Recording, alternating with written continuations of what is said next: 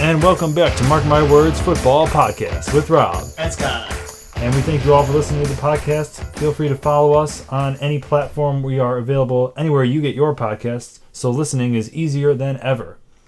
And it was a wild conclusion to what was an extremely surprising and wild season last week. A lot of craziness happening. And overall, on the year, we didn't do that bad picking this incredibly wild season. I know it started out pretty rough, but we ended up on a pretty good measure here. Yeah, we certainly did. With our final records, with me having 160, 109, and Rob with 159 to 110. So me winning by one game. By one game. Yes, congratulations there. I do believe we kind of go back and forth here because we've done this for a couple of years now, and I think we kind of just alternate who wins the year. It seems to be the case. And also congratulations on your fantasy championship as you won this week as well. Yeah, won our redraft league. Yes, bit of a delayed win because of the whole Bills-Bengals thing, but did not affect the outcome. Indeed, so good winning week for me. Yes, and hopefully we can continue our picking success as we go into the playoffs. But before we get into that, I want to talk about my team, the Green Bay Packers, losing to the Detroit Lions 2016 on Sunday Night Football. And this was an incredibly disappointing loss. It seemed like it was the perfect storytelling finale here to a big winning streak to get into the playoffs, winning in at Lambeau against the Lions, but they could not get it done. Yeah, absolutely. I mean, after the Seahawks had gotten their win earlier in the day, I was 100% on board the Packers here, and I badly wanted to see them in the playoffs, as I thought they were a much more interesting team and a better team than Seattle overall. It's a team that I'd much rather see in the playoffs. Was rooting hard for them since Detroit couldn't get in anymore either. And yeah, so just a sad ending to the year for the Packers, and one where they looked so high at the end, and it just comes crashing down. Yeah, and it's really just unceremonious. Like, I couldn't even believe it for a couple hours after that game. Like, we were supposed to win. It just felt like something had gone wrong in the algorithm, and we were not supposed to lose this game. But alas, it is so. And yeah, this was the worst outcome because I wouldn't have minded so much if the Lions won and they got in, because I would have loved to see the Detroit Lions get in the playoffs. We both were relative believers in them this year over other people. I know a lot of people just wrote them off as the Lions, but we kind of stayed on their train the whole year here. Yeah, and you certainly were afraid from the start. Yeah. I mean, I think I had them going 8-9 or something like that. They exceeded even my expectations.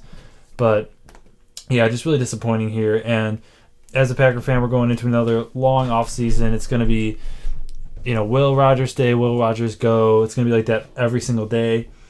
And it's not going to be fun, but it is what it is. You get used to it after a while. But good on the Lions going forward. I feel really good about the Detroit franchise, where it is in the coaching and just all the mentality they have there. And I'm really excited to see what they can do going forward. Absolutely. Me too. All right, well, that concludes us talking about the Packers this year. What a sad ending to a sad season overall. But we will move on to a bit more of an optimistic outlook on the Buffalo Bills as they defeated New England Patriots 35-23. Yeah, and good showing for this Bills offense there. And how about that opening kickoff? Naeem Hines taking it to the house. A lot of emotions on the Bills sideline for that. I mean, even myself felt some emotion on that one. Hearing the radio call, having Hines take it right to the house there, just really cool moment there. And being able to take another one as well. And seeming to be a good day for the Bills offense overall. That's incredible. The kickoff return touchdown is one of the most electrifying plays in football because it's completely unexpected. I know when Keyshawn Nixon returned his, I was just ecstatic. And I don't think I've ever seen 2 in one game from the same player. That's incredible. And just super long ones as well. Yeah. It was awesome. That's amazing. And what a difference that he makes. And Pat McAfee said after the trade, and a lot of Colts fans were saying you guys got a really, not only a good human but a great player, and he's willing to do anything, punt returns, kick returns. So don't write off a guy like Naeem Hines. He could be a really big X factor in the playoffs for them. And as you said, the offense just looked a lot better. They really seemed to be clicking at the right time, and they just seem to have a lot of passion, especially after that whole injury, which is not a good scenario. But I feel like they're even more fired up now, and going into the playoffs, they are looking really dangerous. Yeah, certainly. Diggs having a game looking more like himself again, and a really nice catch from John Brown. Good to see him getting back involved in the offense, and it'll be interesting to see if we'll see him up this week against Miami. Yes, because I love John Brown. When the Bills had him the first time, I never really saw the logic behind getting rid of him. Maybe it was just money, but I still like John Brown as a receiver for them. I think he fits really well. Yeah, he's a good depth piece for this offense.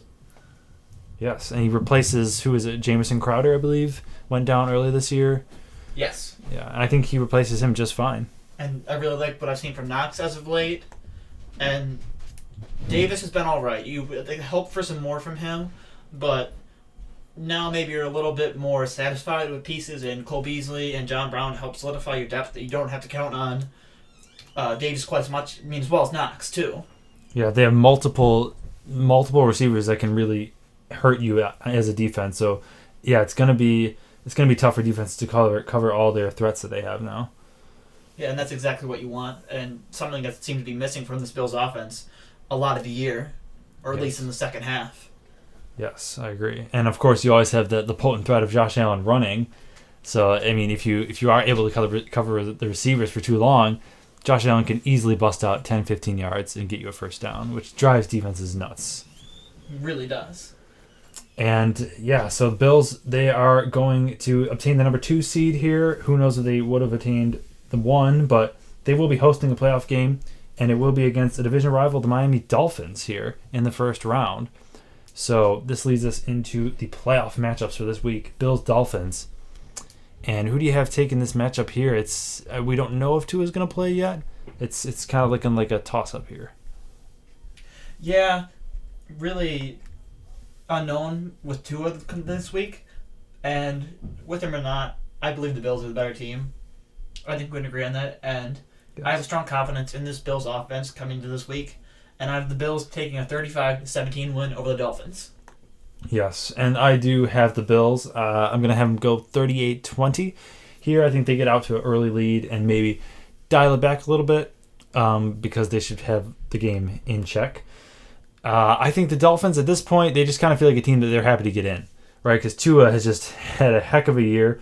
Really good when he's been playing, but he's had a lot of injuries, a lot of concussions. That's scary. Hopefully he gets better. But it just feels like the Dolphins, they're kind of, their mission, get in. They got in, and that just feels like it for them. Yeah, the win certainly got taken out of their sails. I was trying to keep the Dolphins bandwagon alive a little bit longer than most people did. Yeah. Seems to be over. Yeah. At this point. It landed. I mean, again, the point I make every single time we talk about the Dolphins, the best wide receiver duo in the league. Super, super dangerous. They can rip off an 80-yard touchdown at any moment. And, of course, you've got to watch out for that. That being said, I think the Bills just have so much more. Yeah, they're just too good right now. They're on too much of a good momentum. The Bills should easily take care of business here. And then you have another AFC matchup between the Bengals and the Ravens. So the Bengals, this is a quick turnaround here, playing 2 weeks in a row. And who do you have taking this matchup? I have the Bengals winning this one 37-12. Yes, and I do as well. I have the Bengals here 27-23 here. Yeah, it is unclear this week if Lamar Jackson's going to even play for the Ravens. And, I mean, if that's the case, I just see just a total domination here by the Bengals. Yes. If Jackson's not playing, it will be a blowout. But if he is playing, the Ravens could be there, but I just think that he hasn't practiced even in a long time. He's going to be just rusty. Right. I mean, and overall, this Ravens team, they've had a defense that's given up a lot of points, or can give up a lot of points, as they've shown over this last year. Yeah. And they've got an offense that really doesn't have a lot of pieces. I mean, you see Mark Andrews, and what else? What else do you have there? I mean, you've got a decent stable of running backs with J.K. Dobbins and Kenyon Drake, but at receiver, there's just next to nothing. Yeah, and if you shut down Jackson and Andrews, you shut down the Ravens. Like, I had Andrews on my fantasy team. Whenever Andrews had nothing, the Ravens' score, sure enough, was very low. So I think the game plan to beat the Ravens is pretty easy, unfortunately, for Ravens fans, and that's just shut down Lamar Jackson. Right. I mean, that can certainly be tough to do, but with the high power of the Bengals offense, I feel like they won't have any trouble at all. Yeah. And the Bengals they feel like a complete team right now. They have the quarterback, they got the running backs, the receivers, the defense is clutch. And yeah, I think they should take this one quite easily, although easily with an asterisk because it is a division game and it's a quick turnaround here. But yeah, I think the Bengals should take this one decisively. Yeah, I mean, when I look at everything the Bengals have, just really complete team there. It's on a super hot streak, and I'm liking everything I see from them. Joe Burrow's been on fire.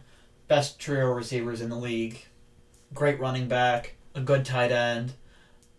I mean, maybe their one question is at tackle there, where they had one of their starters go down, Lyle Collins. But other than that, I'd like everything from the Bengals I've seen so far.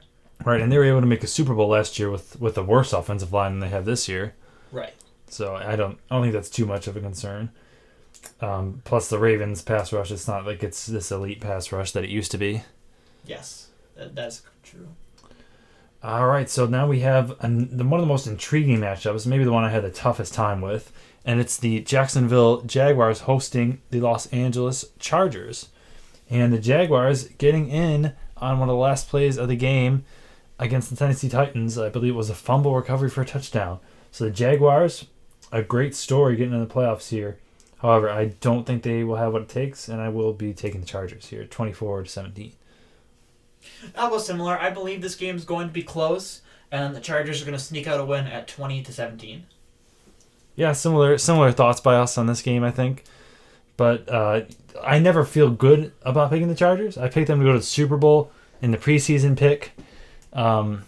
It's like they got on a pretty good streak. Mike Williams is going to be day-to-day. That'll be big. But at the end of the day, I think the Jaguars, again, they're just kind of happy they got in. It's been a really good year in contrast to the awful one that was last year.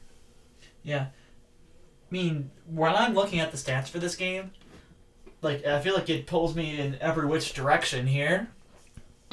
I mean, because I'm reading it here where it's saying that the Chargers have the number 6 ranked pass defense. Like, okay, so maybe Lawrence will have some issues here, but then they've got the 27th ranked run defense. They get it for the most yards per carry in the NFL. Yeah, but then that's you see, concerning. I mean, Chargers have the number 5 ranked passing offense, and the Jacksonville has the 27th ranked pass defense. Right, so they should get shredded, theoretically. Theoretically, yes. But I think we both have to feel that it's not going to be a super high offensive game. Yeah, I think it'll be very defensive. Yeah, even that being said, where their defense in metrics aren't super good, either way, it feels like the type of game that's going to be closer. I mean, seeing last week, Jacksonville played a pretty tight defensive game versus Tennessee. Yes, which that's how Tennessee plays you. But And granted, Tennessee's not a great offense either. Nothing compared to the Chargers. But still, I don't know. I despite there being two of the best young quarterbacks in the AFC, I don't really see this being too much of a high-scoring game. Yeah, me neither. And I feel like it's kind of being marketed like it's going to be this amazing shootout here Saturday night. But I feel like there's a lot of other games that are going to prove to be more exciting, at least in the offensive aspect, than this one. Yeah. But definitely a game that I'll be excited to watch either way. Yeah, because I think this is a game that both teams are going to try to be losing it. Like, there's going to be, the fan bases are going to be tearing their hair out at this game, I feel like. And as an outsider just watching a football game, it'll be entertaining, and overall, that's what you want. Yes, two young quarterbacks on the rise, very talented, and yes, it should be a very, very exciting game here. And then we have, going to the NFC side of things, we're going to go to the Buccaneers and the Cowboys. This is a Monday nighter, I believe. And this is a really close game for me. I know a lot of people are going to want to take Tom Brady and the Bucs just because his history over the Cowboys. I don't think he's ever lost to them before, which is crazy. However, I'm going to go against my better judgment. I'm going to take the Cowboys. I think the last week's awful loss, is going to wake them up a little bit, and they're going to do what it takes to beat the Bucs, who aren't very good. Yeah. I think that the Cowboys are going to be able to handle this one, and I had them winning 24-17. I mean, the Buccaneers' rushing offense has been just awful. Just absolutely awful. Oh, pathetic. And Tom Brady has threw the most passes in the NFL this year. A lot of the fact due to their rushing couldn't do a thing. So you're counting on your 43-year-old quarterback to just pass at an insane clip to try and get things done. And it really hasn't worked well this year. And I'm seeing a Dallas team that I think has enough in the air to do what they need to do, but also has an extremely potent rushing offense that can keep their defense off the field there and keep the ball in their hands and out of Tom Brady's, and try and continue to force him to just pass and get it down the field there. And they've got a bit of an opportunistic defense, really. So I feel like I have quite a bit of faith, actually, in the Cowboys to be able to take this one. Yeah, I mean, Cowboys are like the NFC version, if you will, of the Chargers. Although I said they were the NFC Bills. I think the Chargers might be more accurate, just in the fact that they choke. And they choke hard. They're like, I think Chris Broussard of First Things First summed it up perfectly. They're the most likely out of any of these teams to put out their F game. Like, they could fail any week, and we saw it last week. Like, when they're good, they are really good, but you just never know when they're going to just play awful. And we've seen that, like, a lot of the times in the playoffs. They haven't made the NFC Championship in, like, God knows how long. And it just feels like it's the same old Cowboys again. They just have, when the big moments come, they're just unable to get things done.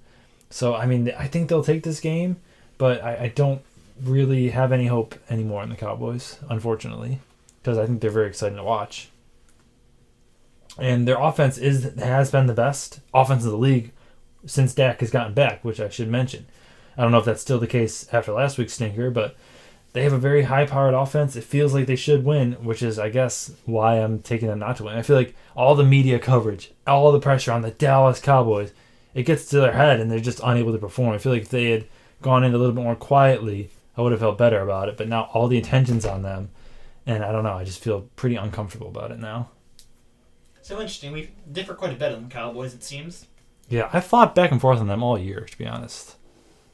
Like, for a long time there, I was, like, riding high. Like, right when Cooper Rush was in there and he was holding it down and they were actually being good, I was like, hey, maybe this Cowboys team is good. Dak got back. They looked good. And I'm like, that was probably my high point. So I guess we kind of flip-flopped then, because I remember I was extremely low on the Cowboys at the start of the year, around the time that Cooper Rush took over. And I said they didn't deserve to have the record they did. And so I guess we're kind of flip-flopped, because I feel like I've had the Cowboys as a contender in my mind for quite some time. Probably a couple of weeks after Prescott came back. But I guess we've kind of flopped on that since then. Yeah, I mean, I'd love to see the Cowboys. I really would. I'd love to see them to go all the way here. But I have to see. I haven't seen what I've liked to see from them so far to really have it in my mind that they're contenders. Like, it just feels like this is what they do every year. I really haven't seen anything too different from them this year. But it could be. You never know. If Dak steps up and he takes this game by the horns, takes the playoffs by the horns, he definitely lead them all the way. He's definitely talented enough. But that being said, I do have them winning this game. All right, then moving on to the Seattle Seahawks facing the 49ers. And it's going to be in San Francisco, of course. Seattle just sneaking in to the playoffs. And this is going to be an interesting game. It always is between this division.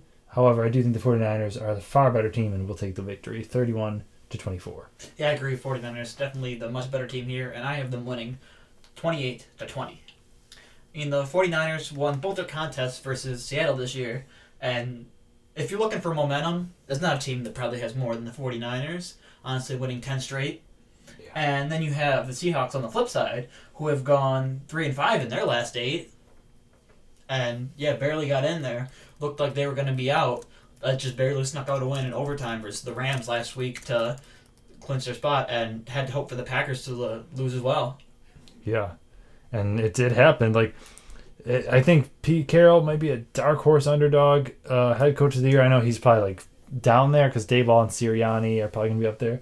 But no denying he's done a very good job with what was thought to be one of the worst teams in the league. I think we both predicted him to be awful. Yeah, certainly, and I give them a lot of credit for that, but I don't believe they're up to snuff with some of the best competition in the NFC.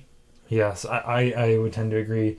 And both these teams have, they have a toughness about them. They just don't give up, and they both have exceeded expectations. And another thing I was going to bring up, Pete Carroll, I said dark horse coach of the year.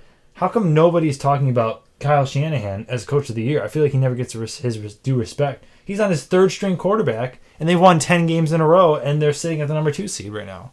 Yeah, really good point you bring up there. And yeah, I've seen him brought up a couple times, but more lightly than not. Right. It's like, here are the serious guys, and Kyle Shanahan did good. Like, that's kind of what it is. Right. Yeah, and he should be getting a little bit more love. Yeah, I mean, that's incredible. Like, the Eagles' run with Nick Foles was incredible. Like, a backup leading you like that far. But I think Trey Lance is the guy. And then he gets hurt in the week 1. Jimmy comes in, and he gets hurt. Now you have the 7th rounder rookie. Like, that's just insane that they've been able to do what they've been. And doing. not even just be able to keep the ship afloat there and sneak in at like 9-8. Yeah. You get in there at 13-4, and you're looked at as one of the better contenders in the NFC. Right, and it's not like they're just like leaning on like their run game or whatever. They're leaning into the Brock Purdy, quite a bit.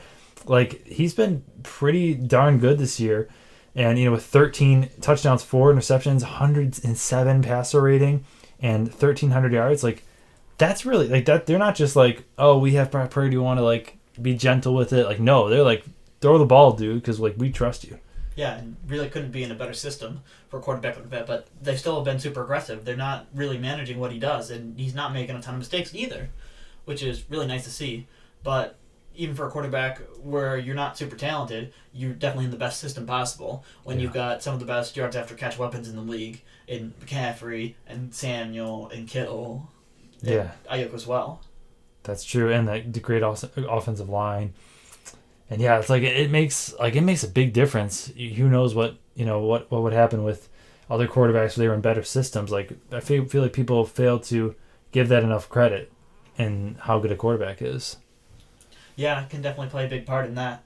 Like, and maybe no better example than Trevor Lawrence in his development these last couple of years. Not a great year at all with Urban Meyer, and this year looks like a completely new quarterback under Doug Peterson. 100%. So yeah, I definitely would take the 49ers here. And maybe I'm a little bit iffy on, Brock Purdy. Maybe the bright lights will get to him. But I just think that the 49ers are just overall just much better than the Seahawks. 100% agree with you on both those points. And then we have the Minnesota Vikings taking on the New York Giants. And this NFC battle, in which these two teams did face a few weeks ago. And it was a narrow victory by the Vikings, like a 60-yard field goal at the last second. Who are you taking in this rematch? I'm going to take the Giants in this one with a one-score game of 19-18. And I'm going to take the Vikings here, 24-23. I think they get another last-minute field goal and keep their one-score possession game record perfect here. So with the Giants here, where I ended up, I was trying to look at these stats, forwards, backwards, upside down, like trying to find something here, because I just wavered back and forth on this game. And, I mean, when it comes down to it here, very close game just a couple of weeks ago, and I feel like it comes down to turnovers, and the Giants had some turnovers that they don't usually have. They had 2 turnovers, and the Vikings had 0 this game, and I think that's what that came down to. And I believe that the Giants' offense can be able to control the ground game with Barkley, and Jones is going to be able to keep the ball in his hands, not make any mistakes, and they control the clock and kind of do what they have to do and take care of the Minnesota Vikings. And I believe it's going to be a very close one down to the end, though. Yeah, that's a good point with the turnovers there. If they can keep it clean, that would lead you to believe that they can take this game. But I just think it's going to the atmosphere in Minnesota is going to be electric. It's going to be Skull Vikings, all the way, the big horn and everything. I think they're going to be their blood's going to be pumping. They're a good enough team to win one playoff game, and I think the Giants, they've done really well. And Dayball's a great coach. It's going to be really close, but I think the Vikings just thrive in that kind of close game atmosphere, and I think they'll do just enough. But I'm not really comfortable in it. I picked a lot of teams this round that I'm not comfortable in at all, but I just did it anyway. This is definitely one of those games. Yeah, and to your point, I wouldn't be surprised really with either team winning, but ended up just kind of going with what I felt maybe made the most sense here with the Giants. But again, even not even super comfortable in that pick either. Probably the most unconfident of all my picks this weekend is the Giants. Yeah, and another thing that kind of just pushed me over the edge to pick the Vikings was they not only do they not lose close games, but when they lose, they tend to get blown out. So I don't think the Giants are really capable of blowing a team out this year. Maybe that's just nonsense, but I just that's kind of how I figured it at least. I mean, I don't think you're wrong in that point. But then again, we thought the Colts were capable of it. They almost blew them out. Right. At least they did in the first half. Right. So anything could happen. But Kirk Cousins, I feel like they had a really good year. They won the division. They deserve to win a playoff game. As much as it begrudges me to say so. And the Giants, they're just happy. They're another team that's just kind of happy to be in it. I feel like at this point. Yeah. I might rebuttal your point though that the Vikings deserve to win a playoff game. I don't necessarily believe that. I mean, I think I just sent you the stat earlier in the week. They have the worst points differential ever. A team with 13 plus wins. Yes, no more Packers on that one. Yeah. So, yeah, I don't know that they really are what the record says they are, and I'll be back on this point again. They still feel like more of a 9-win team for me. Yeah. Despite the fact that it says that they win 13, when I watch them, when I've looked at other things, I don't believe that they should be that high up. Yeah, they really do. They when you got the Vikings on your schedule, you're not it just doesn't feel like you're preparing for a premier game like you do when you prepare for the Chiefs. Right. That's a good point there. Yeah, I definitely would agree with that. I don't see where the Vikings fans are coming from with all the hostility. Believe in us. We deserve do you? It's been really not that impressive this year. There's not really a win where it's I feel on board. I feel like you were able to take a game by the horns and just run with it. Yeah, I mean, I guess the signature win was the Buffalo game, but even then you had I don't think I've ever seen a fumble on the goal line, quarterback sneak. That's what it took for them to beat the Bills. And multiple red zone interceptions as well. Yeah, it took everything to go right for them to barely win that game. I don't know. I'm out on the Vikings here. Yeah. But, I mean, I will. They did win the division. They had a great record. It's not like they snuck in with 8-9 or something. So, I mean, I guess kudos to that. But that's where it stops, I guess. All right, so that's our picks for round 1 of the bracket. And now we're going to try to predict the future even more, I guess, and give you our full bracket predictions here for the playoffs. And I guess I will go first here. So I mentioned Jags and Chargers. I had the Chargers winning. And I'm going to follow up on that pick because I have the Chargers going to face the Chiefs in the second round. And the Chiefs, as we know, have beat the Chargers twice this year already, and both by field goal games. It's very hard to beat a team 3 times in the same year. For that reason, I will have the Chargers going to the conference championship. Then circling back, we have the Bills-Dolphins. I had the Bills winning. Bengals-Ravens, I had the Bengals winning. And a Bengals-Bills rematch here, the game that never was. I will pick the Bengals. I think Joe Burrow at the end of the day is going to be too clutch here. And I feel like when I was thinking about the Bills, I really felt I liked their energy. But I think it comes down to this. I feel like Josh Allen loses games too much. I don't think I've ever watched a Bengals game or a Chiefs game where I thought, Patrick Mahomes or Joe Burrow, you lost this game. But I know I felt that way watching the Bills sometimes with Josh Allen. And I think that it just, in the playoffs, it comes down to clutch. I think the Joe Burrow is a little bit more clutch. So I'll have the Bengals winning there. And the AFC Championship, Chargers-Bengals. And I took the Chargers to go to the Super Bowl, sticking to my guns for my preseason pick. Then in the NFC, we had Bucs-Cowboys. I had the Cowboys winning. Niners-Seahawks. I had the Niners winning. Vikings-Giants. I had the Vikings winning. And then Eagles-Cowboys, the third game of the year. I had the Eagles destroying the Cowboys in that game. 49ers-Vikings, as we mentioned, don't believe in the Vikings. Brock Purdy's been impressive. I had the Niners there. And Eagles-Niners in the conference championship, I had the San Francisco 49ers coming out on top. So Super Bowl, Chargers, 49ers. And your Super Bowl winner, according to me, will be the 49ers here defeating the Chargers. And on my side, in the wildcard weekend, I have the Chargers defeating the Jaguars, the Bills defeating the Dolphins, and the Bengals defeating the Ravens. While on the NFC side, I have the Giants defeating the Vikings, the Cowboys defeating the Buccaneers, and the 49ers defeating the Seahawks. So on the divisional round, where I have the Chargers defeating Kansas City, the Bills defeating the Bengals, the Eagles defeating the Giants, and the Cowboys defeating the 49ers. So in the AFC Championship game, I have the Buffalo Bills over the Los Angeles Chargers, and the Dallas Cowboys over the Philadelphia Eagles. For a Super Bowl matchup of the Bills and Cowboys, where I have the Bills winning 28-25. Oh, wait. First Bills Super Bowl wasn't that Bills Cowboys? Was it, or was it Bills Giants?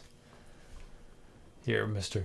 Bills fan, because that would be pretty. I know they did face I want to say they faced them twice. I believe they faced the Cowboys. Good. So the third time's the charm, maybe for Buffalo here. Maybe. Boy, that would really be something. That'd be a very good television. Bills Cowboys. I made the comparison that they were the same team in different conferences. That'd be quite interesting. Right. If they both ended up making it there. But yeah, we differ probably on the Cowboys the most out of any team in the NFL, I think. And surprisingly, we both have the Chargers beating the Chiefs in the second round. That's a big shock that I don't think anyone else is going to have that. Oh, their first Super Bowl was against the Giants, by the way. The Giants. Or that was the wide right. Yes. Yeah, okay. Well. Then although they did have two versus the Cowboys, numbers 3 and 4 in a row. Yeah, heartbreaks. Yeah. I mean, they should have won the first one. Like, the other ones, you could argue maybe it was fair and square and everything. But that first one, that hurts. Right. Like, that was a very makeable field goal. There's a lot of opportunities in that game that were missed. That's one of those games that it kills you. Even now, like, if you mention wide right to a bit like a diehard that lived for that game, they'll still cringe at that. Like, that's how much it hurt in that moment. Certainly. So yeah, I'd love to see. That would be an awesome story to see the Bills beat the Cowboys, or maybe we'll have Bills Niners as Chris Berman so often likes to predict. Who knows? It'll sure to be exciting either way though.